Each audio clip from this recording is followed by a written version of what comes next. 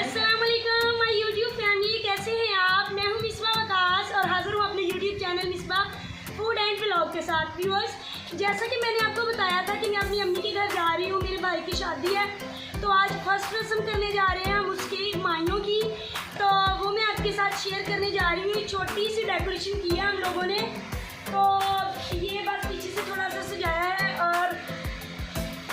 और इसके साथ साथ हमने ये नीचे से भी थोड़ा सा डेकोरेट किया है। यहाँ भी अपने भाई को बिठाएंगे और उसके साथ हम करेंगे रस्में, इसको क्या बोलते हैं, उपटन, इसको हम बोलते हैं उपटन की रस्म करेंगे आज।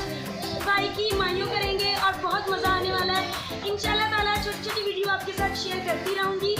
इसी के साथ इजाज़त चाहती हूँ क्योंकि ये फैमिली का फंक्शन है और मैं सारी वीडियो आपके साथ शेयर नहीं कर सकती, सो दैट्स वाई, इसलिए मैं छोटी छोटी वीडियो के क्लिप्स आपके साथ शेयर करूँगी। अगर आप मेरी वीडियो को लाइक करें तो मेरे चैनल को सब्सक्राइब कीजिएगा, लाइक कीजिएगा और अपने फ्रेंड्स एंड फैमिली के साथ शेयर कीजिएगा। और इसी के साथ इजाज़त चाहती हूँ, अल्लाह हाफिज़। और देखिए कि मैं आज कैसी लग रही हूँ।